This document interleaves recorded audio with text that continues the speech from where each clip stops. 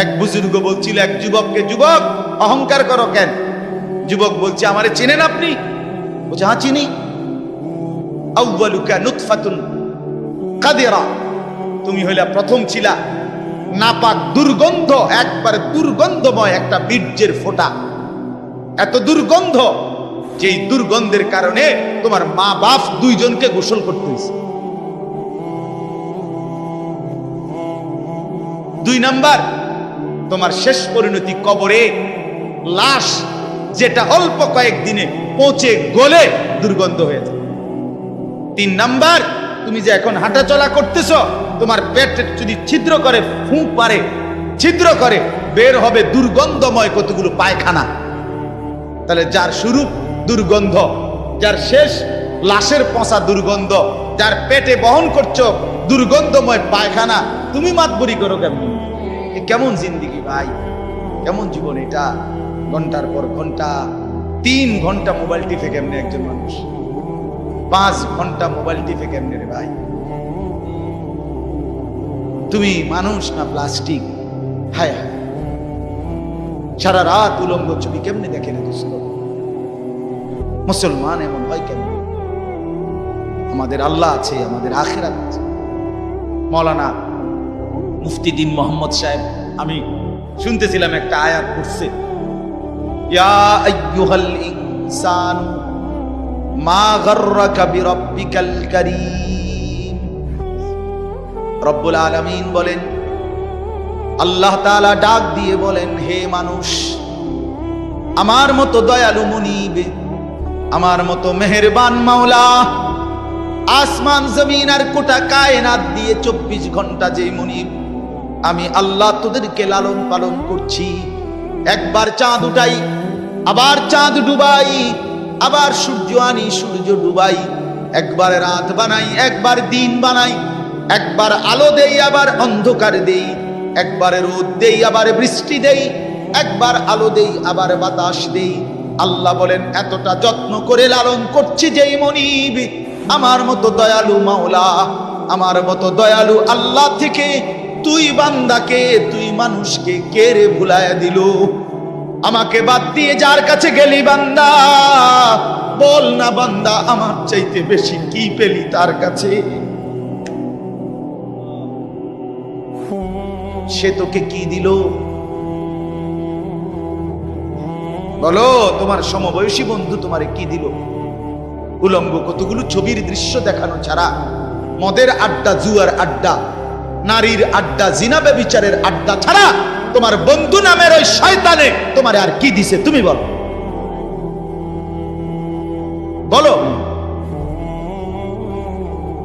ওইগুলা তো বন্ধু নামের শয়তান, ওইগুলা বন্ধু নামের ইবলিস।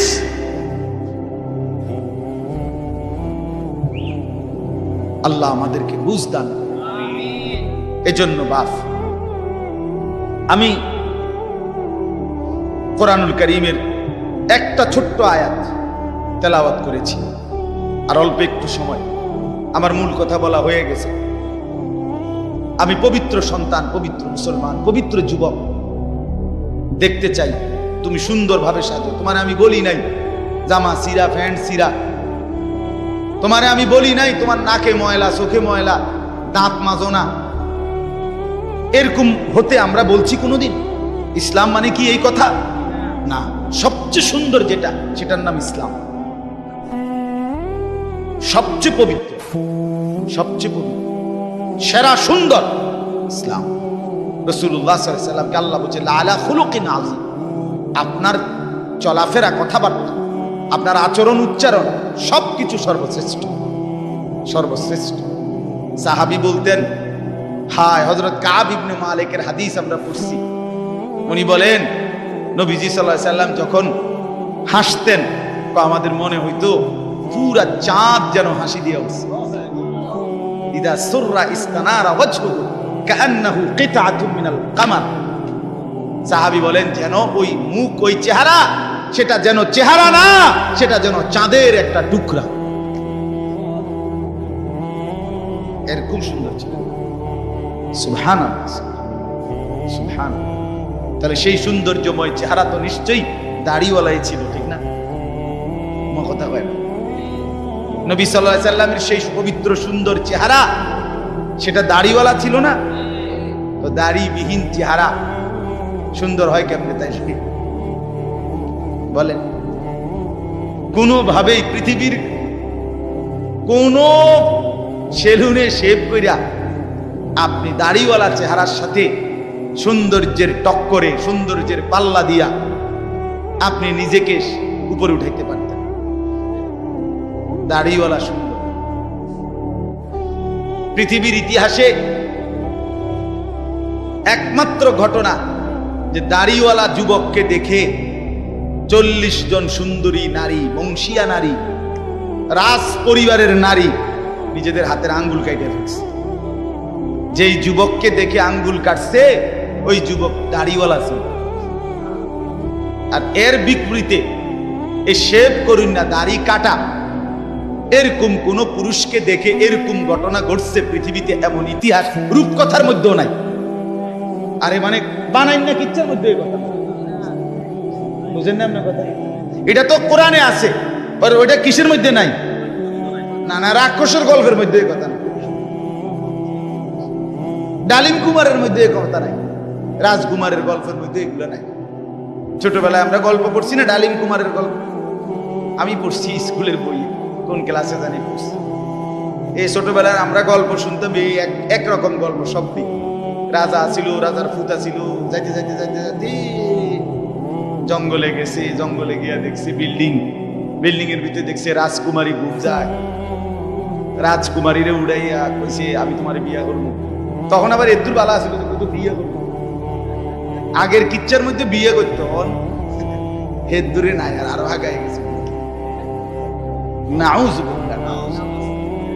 তো আল্লাহ তাআলা বলেন, প্রিয় ভাই আমার, বাবা আমার, সবাই মিলে দেখি এই একটা আয়াত সূরা তাওবা 11 নম্বর পারা 9 নম্বর সূরা। এই সূরার 119 নম্বর আয়াত আল্লাহ তাআলা বলেন, ইয়া আইয়ুহাল্লাযীনা আমানু ইত্তাকুল্লাহ, ইয়া আইয়ুহাল্লাযীনা আমানু ইত্তাকুল্লাহ ওয়া কুনু মা'আস সাদিকিন। এই দুর্গত আল্লাহ তাআলা বলেন, হে ঈমানদারগণ, হে মুমিনগণ, তোমরা যারা নিজেদেরকে পরিচয় দাও ঈমানদার, আমি আল্লাহ তোমাদেরকে তোমাদের ঈমানের সাথে জান্নাতে যাওয়ার জন্য আরেকটা জিনিস অর্জন করতে বলতেছি, ইত্তাকুল্লাহ, সেটা হলো তাকওয়া অবলম্বন করো। কি অবলম্বন করো বলেন? এই দুইটা জিনিস। আল্লাহ বলেন জান্নাতের আশায়তেই তুমি ঈমান আনছো, জাহান্নাম থেকে বাঁচার জন্যই তুমি ঈমান আনছো, আমি আল্লাহর ভয়েই তুমি ঈমান আনছো, কাজে এটা আমি নিলাম, ঠিক আছে, ওকে, ঈমান ঠিক আছে, নিলাম। কারণ ঈমানবিহীন জান্নাতে কেউ যাইতে পারে না। পৃথিবীর যদি গোটা পৃথিবীও কেউ দান করে, গোটা পৃথিবীতে মানব সেবায় যদি কেউ 1 নম্বরও হয়, কিন্তু ঈমান যদি না থাকে, তাইলে সে আখিরাতে তার 1 কানা করি বিনিময় পাবেন। বিনিময় সে এবারে যত বড় দানশীল, দানবীর, মহানুভব দানবীর হয় হোক, কিন্তু ঈমান ব্যতীত আখিরাতে পরকালের কি নাই? কোনো পুরস্কার। পরকালের পুরস্কার, পরকালের জান্নাত, পরকালের বিনিময়ের জন্য 100 প্রথমত জরুরি কি? বলে না ভাই, কি? ঈমান যেন না হারায়, ঈমান যেন না হারায়। তাইলে চোখ বন্ধ করলে বাকিটা হতাশা, লাঞ্ছনা, দুর্ভোগ ছাড়া আর কিছু দুনিয়া ভোগ করতে পারবে। এখন একটা প্রশ্ন, যে যারা দুনিয়াতে ইহুদি, খ্রিস্টান, ইউরোপিয়ান, অমুসলিম যারা ভালো কাজ করে, তাদের কি তাইলে কোনো পুরস্কার নাই? হ্যাঁ, পুরস্কার আছে। আল্লাহ তাআলা তাদেরকে দুনিয়াতেই পুরস্কার দিয়া তাদেরকে দুনিয়ার মধ্যেই দিয়ে দেন। এই জন্যই তো দুনিয়াতে এত বাড়ি গাড়ি, এত অর্থবিত্ত, এত সুখের উপকরণ তাদেরকে দিয়া রাখছে। আল্লাহ তাআলা বলছেন, এ তোমরা বা তোমাদের কেউ যে কিছু কাছু ভালো কাজ করে এডি লেগে দিয়ে দিলাম, যা পারো এনে ভাত তরকারি খাইয়া, আর পরে কি এনে আগায় এলাও, যা ভোগ করো এখানে করো, আখিরাতে নাই, পরকালে না। ওয়াদারনি ওয়াল মুকাদ্দিবিনা উলিন নি'মাতি ওয়া মাহিলহুম কালিলা ইন্না লাদাইনা আনকালা ওয়া জাহিমা। আল্লাহ বলে, মিথ্যাবাদী নাফরমান পাপীদেরকে আমি দুনিয়া দিচ্ছি বলে আমার বান্দারা মুমিনরা আমারে কিছু কইও না, একটু সুযোগ দাও, আমি তাদেরকে দেই একটু, কয়টা দিন দেই, কালিল, কয়টা দিন, এরপরেই আমার কাছে আগুনের বেড়ি এবং আগুন আমি আল্লাহ তাদের জন্য রেখেছি, সেটা হাসরের ময়দান আসলেই দেব। অতএব এক নাম্বার পুঁজি আমাদের ঈমান। কি ভাই বলে না? সবাই বলি ঈমান। ঈমান কিন্তু শুধু লা ইলাহা ইল্লাল্লাহ তুমি পড়তে পারো এটার নাম না, এটা ঈমানের কালেমা, এটা ঈমানের আবশ্যক অংশ। কিন্তু মুমিন মানে, ঈমানদার মানে শুধু এতটুকুকেই বলেন। আল্লাহর নবী সাল্লাল্লাহু আলাইহি ওয়াসাল্লাম বলেন, আল ঈমানু বিদউন ওয়া সাবউনা শু'বা। ঈমানের ৭৭টা শাখা আছে। ঈমান যদি একটা গাছের নাম হয়, বৃক্ষের নাম হয়, তো সেই গাছের ৭৭টা ডাল আছে। সবগুলো ডাল সমানভাবে টিকে থাকলে সেই গাছের নাম ঈমানের গাছ।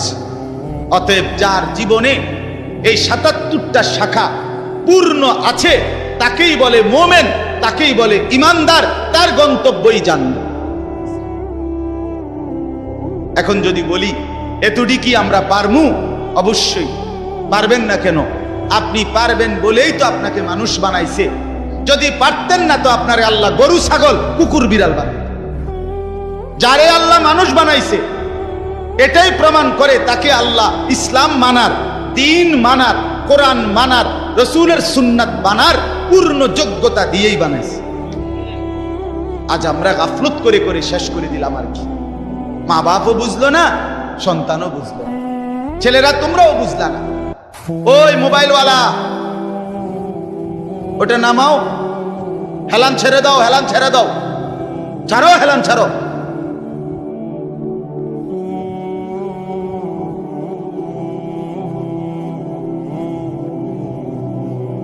সুদা আমার কোনো অসুবিধা নাই, যার অসুবিধা সে চলে যাও।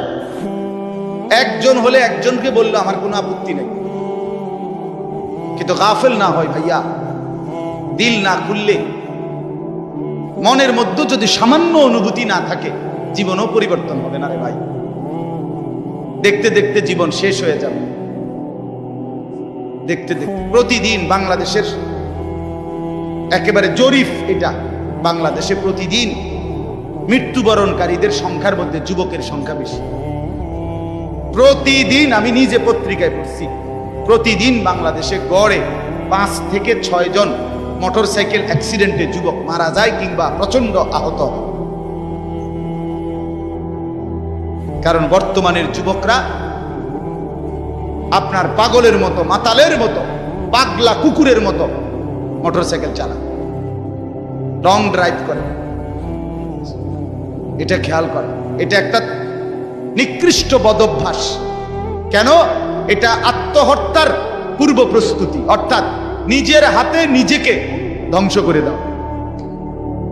সে না জানে অ্যাক্সিডেন্ট হবে, কি দরকার এই মাতালের মতো চালানো? শুধুই কেবল এই দ্রুত গতিতে দুই পাশের কেউ দেখবে বলে, দেখছো তুই কি জোরে চালায়, এটা কইতে কইতে তো তুই হারিয়ে গেছ, তাই কইব কোন সময়? কথা বুঝেন না? এমনি এটা বলতে বলতেই তো হেঁটে গেছে, এত জোরে চালাইছি, এটা শুনবার তো টাইম নেই। তো তোমার যে মানুষে কত বালা কইব, তুমি তো কত খারাইলে না, কইতো তুমি তো দাঁড়াইলাও না। বলে হায় হায়। সেদিন আমি গত সপ্তাহে খুলনা থেকে আসছিলাম, 1 সপ্তাহ ছিলাম। তখন দেখছি পদ্মা সেতুর পরে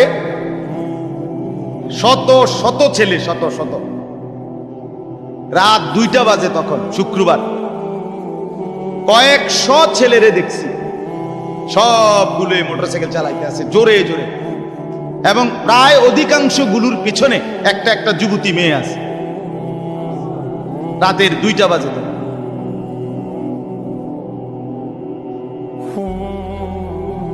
করো দুনিয়া ভোগ করো, ও চিরেই যেহেতু ফেরেশতা লাথি দিবে, কাজেই দুনিয়া ভোগ করো। ও চিরেই যেহেতু কবরে জাহান্নামের আগুন অপেক্ষা করছে, কাজেই দুনিয়া ভোগ করো। আল্লাহ তাআলা আমাদেরকে মাফ করে দেন। তো প্রিয় ভাই, ওইটা কি হলো? আমার এমনি গলায় কথা বলতে কষ্ট হয়।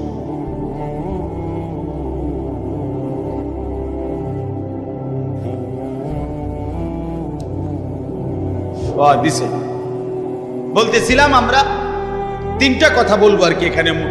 একটা হলো ঈমান। আল্লাহ বলেন ইয়া আইয়ুহাল্লাযীনা আমানু, হে ঈমানওয়ালা।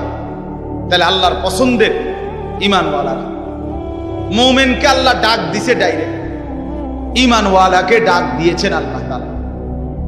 এজন্য আমরা যদি আখিরাতের মুক্তি পেতে চাই, পরকালের নাজাত পেতে চাই, 1 নাম্বার শর্ত হলো ঈমানের মজবুতি।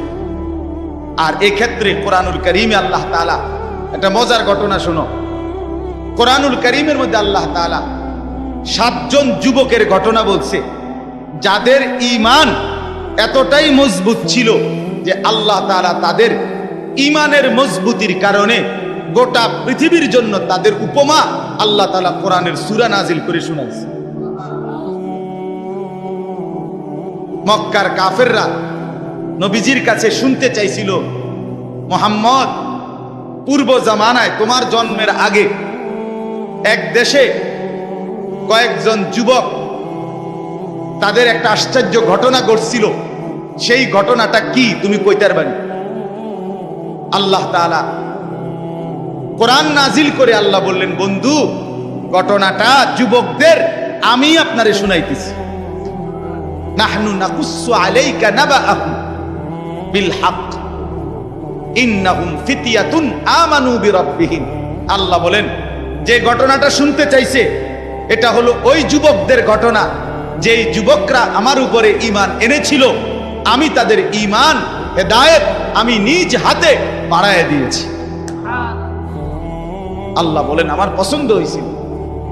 এজন্য ভাই, ঈমান যদি কোনো মুসলমানের ঈমান আল্লাহর পছন্দ, ঈমানবিহীন গোটা পৃথিবী পেলেও লাভ নাই।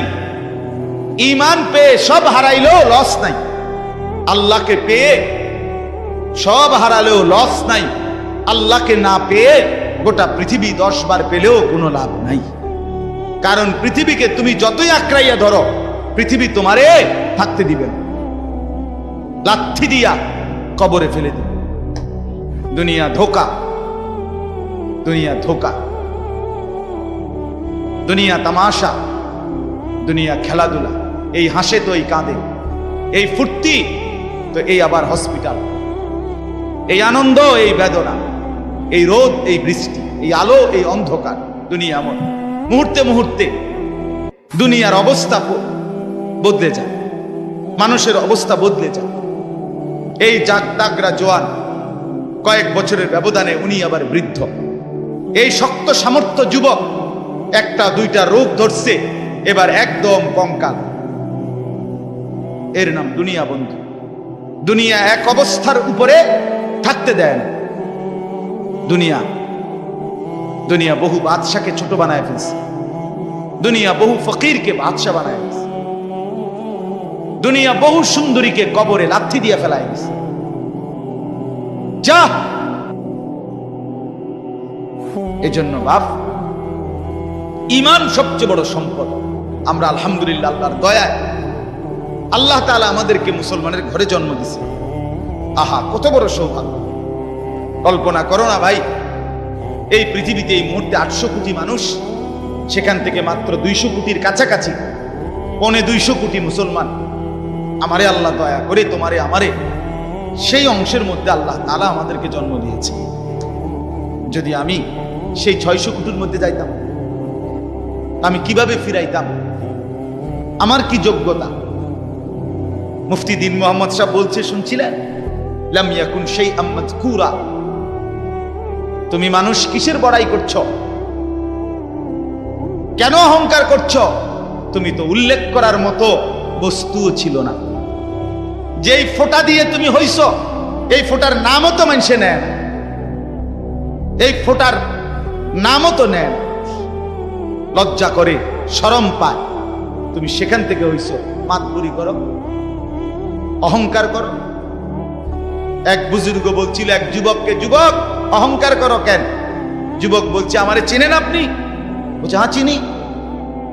আউয়ালুকা নুতফাতুন কাদিরা, তুমি হইলা প্রথম ছিলা নাপাক দুর্গন্ধ, একবারে দুর্গন্ধময় একটা বীর্যের ফোঁটা। এত দুর্গন্ধ, যেই দুর্গন্ধের কারণে তোমার মা বাপ দুইজনকে গোসল করতে হয়েছে। 2 নাম্বার, তোমার শেষ পরিণতি কবরে, লাশ যেটা অল্প কয়েকদিনে পচে গলে দুর্গন্ধ হয়ে যায়।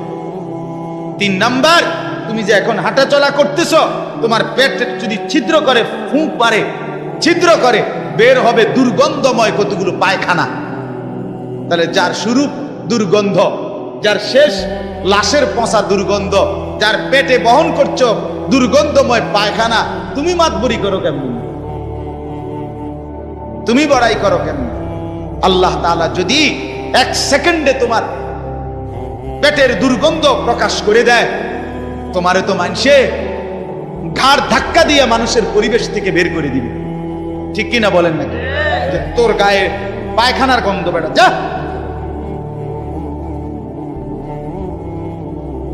এজন্য অহংকার না করি যুবক। একজন ছেলে হলেও বুঝো, 2 জন হলে 2 জন বুঝো। ভাই আমি জানি আমার প্রতিদিনকার বলার ক্ষেত্রে আমার উদ্দেশ্য থাকে একটাই, সবাই একসাথে দিনদার হবে না, কিন্তু চেষ্টা করে যাই এই আশায় যে একটা ছেলেও বদলে যাবে, 2টা ছেলেও বদলে যাবে, কোনো একজন যুবকও যদি বদলে যায় আমার 100 বছরের চেষ্টায়, আর আল্লাহ যদি আমারে এর বরকতে মাফ করে দেয়, তো আমি বেঁচে গেলাম, আমি তো বেঁচে গেলাম।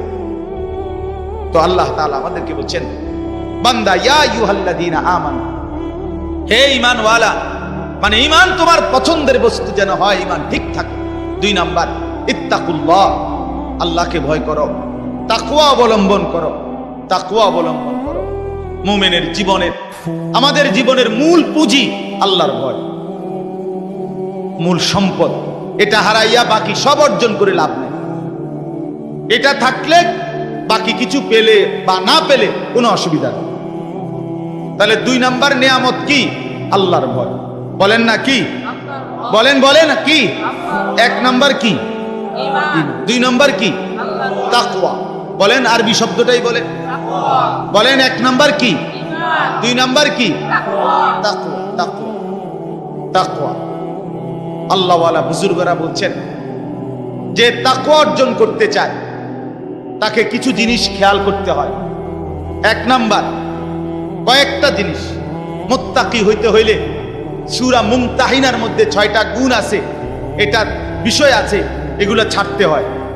1 নাম্বার, মুত্তাকি যে শিরিক করে না, সে লা আল্লাহ ইউশরিকনা বিল্লাহি শাইআ, যে মুত্তাকি আল্লাহকে ভয় করবে, ওয়ালা ইয়াসরিকনা, সে চুরি করবে না। 2, 3, ওয়ালা ইয়াজনিনা, সে জিনা করবে না, ব্যভিচার করবে না, নারীর সাথে হারাম সম্পর্ক করবে না।